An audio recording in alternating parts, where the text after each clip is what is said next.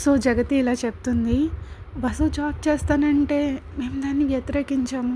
ఏ parents అయినా వాళ్ళ పిల్లల కలల్ని సాకారం చేసుకోకుండా ఆపలేమని మాకు తెలుసు. కానీ ఇక్కడ ప్రాబ్లం ఏంటంటే తన ఎంగేజ్మెంట్ ఫిక్స్ అయిన ఆ రోజు ఈవినింగే ఇంట్లో నుంచి మాయమైపోయింది అని జగతి చెప్పగానే రిషి వాట్ అన్నట్టు ఇంకా అలా ఉండిపోతాడు నోరు తెరిచి షాక్లో. ఏంటి, నా కంపెనీలో వర్క్ చేయడానికి తన ఓన్ ఎంగేజ్మెంట్ నుంచి పారిపోయి వచ్చిందా? నో వే అని అనుకుంటాడు.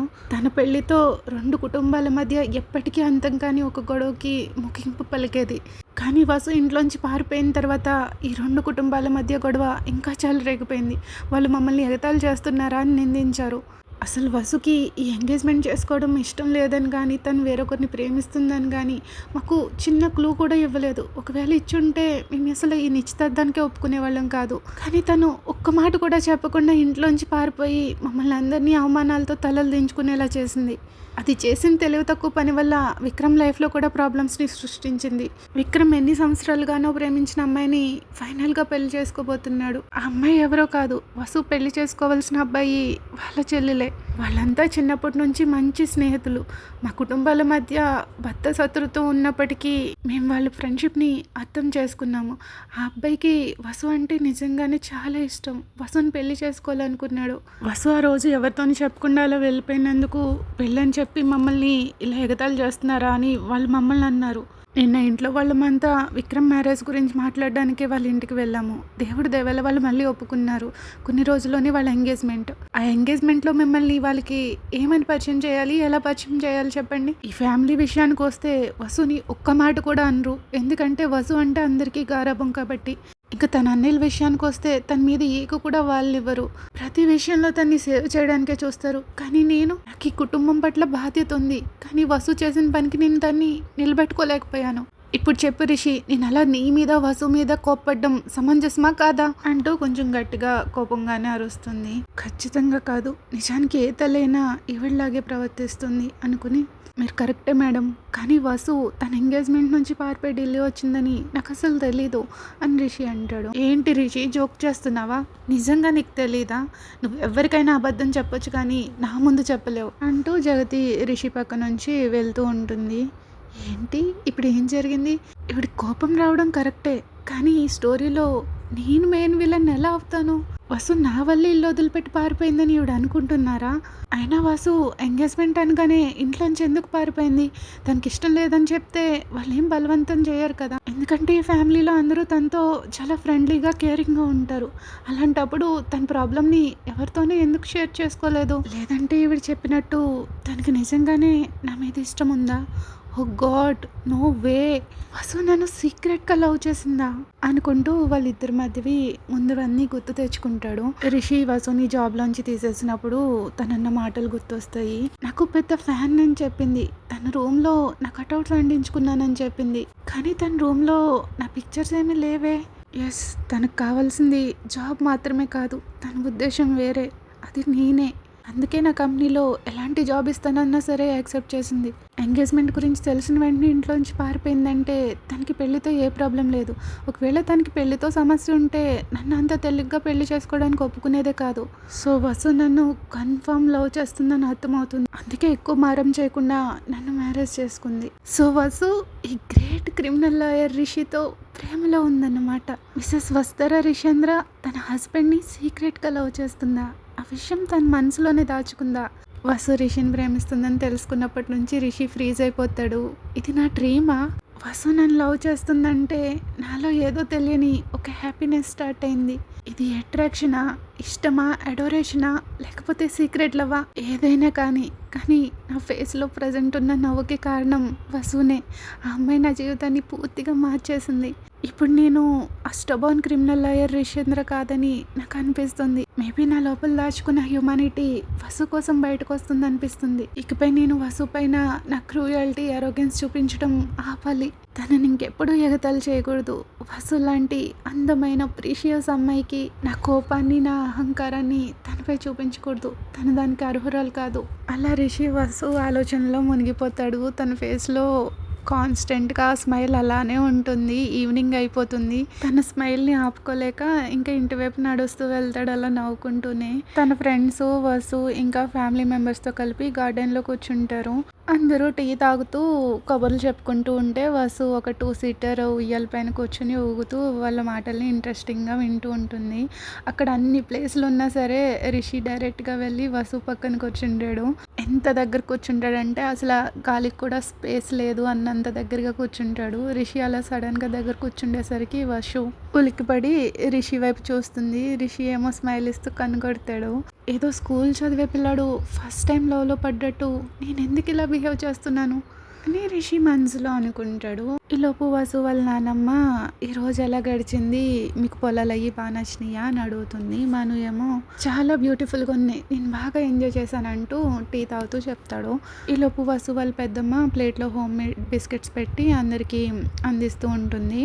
రిషి ఒక బిస్కెట్ తీసుకుంటాడు. వసు ఏమో వద్దని తలాడ్డంగా ఊపుతుంది.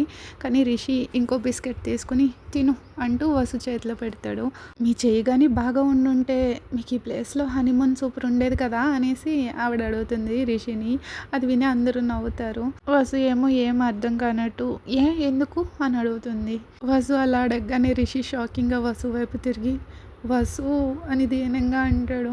ఏంటి బావగారు, అసలు మీరు ఈ స్టూపిడ్ అమ్మాయితో ఎలా బ్రతుకుతున్నారు, అసలు మీరు తనలో ఏం చూసి ప్రేమలో పడ్డారో నాకు ఇప్పటికీ అర్థం కావట్లేదు అని విక్రమ్ అంటాడు. ఏం లేదు విక్రమ్, తను అలా నటిస్తుంది అంతే, కానీ నిజానికి తన రియాలిటీ ఏంటో, తను ఎవరో, ఏం చేయగలదో అది నాకు మాత్రమే తెలుసు అంటూ స్మైల్ ఇస్తాడు. తను అలా తెలివి తక్కువగా ఉండడానికి కారణం నేనే. తను నా కడుపులో ఉన్నప్పుడు నా 7వ నెలలో నేను మెట్ల మీద నుంచి పడిపోయాను. దేవుడి దయ వల్ల ఏం కాలేదు, కానీ నాకు ఇప్పుడు అనిపిస్తుంది అప్పట్లో తనకి బ్రెయిన్కి ఏమన్నా డ్యామేజ్ అయ్యి ఉంటుంది, అందుకే ఇది ఇలా తెలివి తక్కువగా బిహేవ్ చేస్తుందని నేను అనుకుంటున్నానని చైతి అంటుంది. వసు ఏమో అమ్మ అంటూ కాల్ కొట్టుకుని ఉయ్యాల్లో నుంచి లేచి వెళ్ళిపోతుంది. కానీ రిషి వెంటనే వసు చేయి పట్టుకుని వెనక్కి లాగుతాడు. దాంతో వసు వచ్చి రిషి ఒళ్ళో పడుతుంది. వెంటనే ఒక థింగర్ స్మైల్ ఇస్తూ పక్కకు జరిగి రిషి పక్కన కూర్చుంటుంది. నెక్స్ట్ ఇంకో 2 డేస్లో విక్రమ్ ఎంగేజ్మెంట్ ఉంది, అందరూ దానికి రెడీ కావాలని వసు వాళ్ళ అమ్మమ్మ చెప్తుంది. అక్కడితో ఆ మీటింగ్ అయిపోద్ది అనమాట. ఇంకా అందరూ ఓకే చెప్పేసి ఎవరి రూమ్లోకి వాళ్ళు వెళ్ళిపోతారు. వసు రిషి కూడా వాళ్ళ రూమ్కి వెళ్ళిపోతారు. వసు ఏమో క్లాత్స్ని ఫోల్డ్ చేసి అల్మారాలో సర్దుతూ ఉంటుంది. రిషి మాత్రం బెడ్ హెడ్ బోర్డ్కి జారబడి కాల్ చాపుకుని బెడ్ పైన కూర్చొని వసుని అలా చూస్తూ ఉండిపోతాడు. వాళ్ళ మధ్య జరిగిన ప్రీవియస్ డిస్కషన్స్ని తలుచుకుంటూ ఉంటాడు. అవి గుర్తొస్తుంటే రిషికి అసలు నవ్వాగదు. ఏమంది, నేను తనకి అన్నయ్య లాంటి వాడినా, ఒక చెల్లి అన్నయ్యకి హెల్ప్ చేస్తుంది అనుకోవాలా, నన్ను ఒక బ్రదర్గా మాత్రమే చూస్తుందా, ఇంకా నేను తన ముందర షర్ట్ లేకుండా పరిగెత్తినా కూడా తనకి ఎలాంటి ఫీలింగ్స్ రావా, ఇంకా ఎంత డ్రామా చేసిందో అనుకుని కొనుక్కుంటాడు. అంతేకాదు ఆ రోజు తన గాయాలకి ఆయింట్మెంట్ రాస్తుంటే ఎంత హంగామా చేసింది. తన బాడీ తన పెళ్లి చేసుకోబోయేవాడి కోసమే అని దాన్ని ఎవరు చూడకూడదు, తాకూడదు అని చెప్పింది. అలాంటప్పుడు నేనెవరిని అని కొనుక్కుంటాడు. ఈసారి వసుకి వినిపిస్తుంది. ఏంటి ఏమన్నారు అంటుంది. ఏం లేదు, నేను ఒక ఇంట్రెస్టింగ్ విషయం గురించి ఆలోచిస్తున్నా. నిజానికి ఈరోజు చాలా చెమటలు పడుతున్నాయి కదా, నాకు చాలా స్వెట్టీగా ఉంది, నా టీషర్ట్ స్మెల్ వస్తుంది, నేను దీన్ని చేంజ్ చేసుకోవాలి అంటాడు. ఏంటి ఇంత చలిలో మీకు చెమటలు పడుతున్నాయా, చెమట పట్టింది నీకా నాకా, నాకేమనిపిస్తుందో నీకెలా అర్థమవుతుంది అంటాడు. సరే మీ ఇష్టం, అయితే నేను వెళ్ళి మను సార్ని పిలుచుకొస్తాను, ఆయన మీకు హెల్ప్ చేస్తారు అంటూ వసు రూమ్లోంచి బయటకు వెళ్తూ ఉండగా, నో, వాళ్ళు పొలం అది చూసి అలసిపోయి ఉంటారు, వాళ్ళని డిస్టర్బ్ చేయకు అని వసుని సడన్గా ఆపుతాడు. మరి మీ షర్ట్ ఎలా మార్చుకుంటారు, పోనీ మీకు అభ్యంతరం లేకపోతే మా అన్నయ్యని పిలవమంటారా, వెళ్ళు మీ అన్నయ్యల్ని, మీ పెద్దనాన్నల్ని, మీ నాన్నని అందరినీ తీసుకురా, నా భార్య ఉండగా నేను వాళ్ళ హెల్ప్ ఎందుకు తీసుకుంటాను, మనమిద్దరం పెళ్ళైన జంట లాంటి వాళ్ళం కాదని వాళ్ళకి ప్రూవ్ చేయాలనుకుంటున్నావా ఏంటి నువ్వు అంటాడు.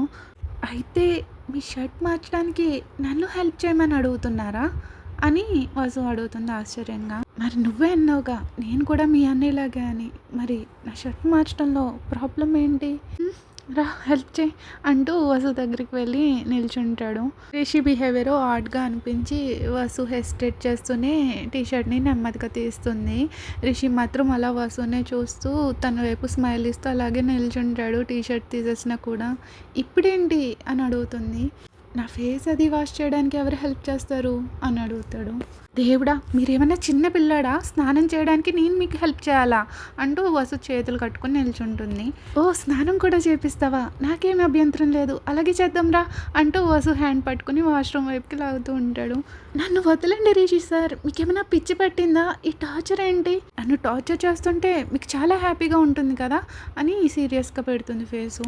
అవును, నాకు నిన్ను టార్చర్ చేయడం అంటే చాలా ఇష్టం, ఎందుకంటే నువ్వు కోపంగా ఉన్నప్పుడు చాలా ముద్దుగా కనిపిస్తావు అంటూ బుగ్గు గిల్లుతాడు. వసు షాకింగ్గా కళ్ళు పెద్ద చేసుకుని రిషి వైపు ఆశ్చర్యంగా అలా చూస్తూ ఉంటుంది. రిషి టోను, తన యాక్షన్స్ అన్నీ చూసి, సో తన కళ్ళు అది జింక కళ్ళలాగా పెద్ద పెద్ద కళ్ళు అలా అనిపిస్తూ ఉంటుంది రిషికి. అలానే చూస్తూ ఉంటే తన్ని కంట్రోల్ చేసుకోలేను అనిపిస్తుంది. నా కోసం ఎంగేజ్మెంట్ నుంచి పారిపోయిందని, నన్ను లవ్ చేస్తుందని తనే ఫస్ట్ చెప్పాలి అనుకుంటున్నాను, కానీ ఆ రోజు కోసం నేను ఆగగలనని నాకు అస్సలు అనిపించట్లేదు. మా మధ్య కనుక ఈ అడ్డంకులు లేకపోయి ఉంటేనా అని తను చేయవైపు చూసుకుని ఇప్పటికే తనని తినేసేవాడిని అనుకుంటాడు. పైకి ఎంత కొనుక్కున్నట్టు నటిస్తున్నా నాకు హెల్ప్ చేస్తుంది, ఎందుకంటే మా ఇద్దరి మధ్యలో ఇలాంటివి ముందే కలలు కాని ఉంటుంది, కానీ ఏం తెలియనట్టు ఆ మైక్రోలో యాక్ట్ చేస్తుంది అనుకుంటాడు.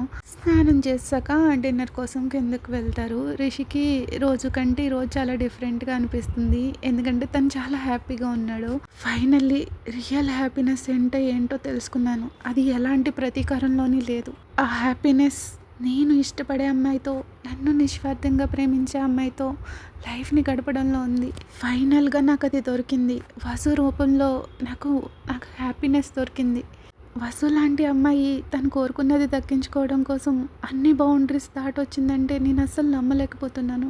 నేను వసుని ఇష్టపడితే మరప్పుడు సాక్షి నాకేమవుతుంది? సాక్షి చాలా మంచి అమ్మాయి, నేను కష్టకాలంలో ఉన్నప్పుడు నాకు ఎప్పుడూ తోడుగా ఉండేది. ఒక బీస్ట్ లాగా అడవి మృగంలో ఉన్న నన్ను మనిషిగా మార్చడంలో తను నాకు హెల్ప్ చేసింది. ఆ టైంలో నాలో ఉన్న మాన్స్టర్ని తనే కంట్రోల్ చేసింది. సాక్షికి నాకు మధ్య ఉన్న రిలేషన్ లవ్ కాదు, అది లస్ట్ మాత్రమే. నా పాస్ట్ గురించి తలుచుకుంటే నాకు సిగ్గుగా అనిపిస్తుంది. సాక్షితో నాకున్న సంబంధం మాటల్లో చెప్పలేనిది. నేను తిరిగి మనిషిగా మారిన తర్వాత సాక్షి తప్ప మరే అమ్మాయితోని ఉండకూడదని ఎప్పుడూ అనుకునేవాడిని. సాక్షి ఇంకా ఇప్పుడు వసుతో తప్ప వేరే అమ్మాయిలతో నేను ఎప్పుడూ క్లోజ్గా లేను, ఎందుకంటే నేను అలా చేసినప్పుడు సాక్షి నా పాస్ట్ గురించి గుర్తు చేసి దానివల్ల నేను వాళ్ళని ఎలా హర్ట్ చేయొచ్చో అనే అవకాశం ఉందని నన్ను వార్న్ చేసేది. కాబట్టి నేను ఎప్పుడూ ఏ అమ్మాయికి క్లోజ్గా వెళ్ళలేదు, కానీ ఇప్పుడు వసుకి క్లోజ్ అయ్యా. వసు నాపై తన ప్రేమను ఎలా కురిపిస్తుందో నేను కూడా తనతో అలాగే మంచిగా ఉండాలని నేను కోరుకుంటున్నా. నా విషయం కానీ వాసుకి తెలిస్తే తను ఖచ్చితంగా నా నుంచి పారిపోతుంది. అందుకే నా పాస్ట్లో నేనెవరు, నేను ఎలాంటి వాడిని అనేది తనకి ఎప్పటికీ తెలియకుండా నేను జాగ్రత్త పడాలి. వాసుకి నా గతం గురించి ఎప్పటికీ తెలియనివ్వకూడదు. ప్రేమ ప్రతి మనిషిని మారుస్తుందన్న మాట నిజం. మనం ప్రేమతో ఈ ప్రపంచాన్ని కూడా జయించగలం. నాకు ఇది కొత్త ఆరంభం. ప్రేమించే భార్య, బ్యూటిఫుల్ ఫ్యామిలీ, నిస్వార్థమైన స్నేహితులు, నేను కలలు కన్నవన్నీ నాకు దొరికాయి. ఇది నేను ఎప్పుడు కోరుకునే నా కొత్త జీవితం. వసు నాకు అన్నీ ఇచ్చింది. ఈ అమ్మాయిని నేను ఎప్పటికీ వదులుకోను. మిసెస్ వస్తారా రిషేంద్ర, ఈ క్షణం నుంచి you are officially mine, only mine అని రిషి అనుకుంటాడు. Okay friends, that's it for today episode. మీకు కనుక ఎపిసోడ్ నచ్చితే లైక్ చేయడం మర్చిపోకండి. Thank you for listening. Please like, share, subscribe. Bye.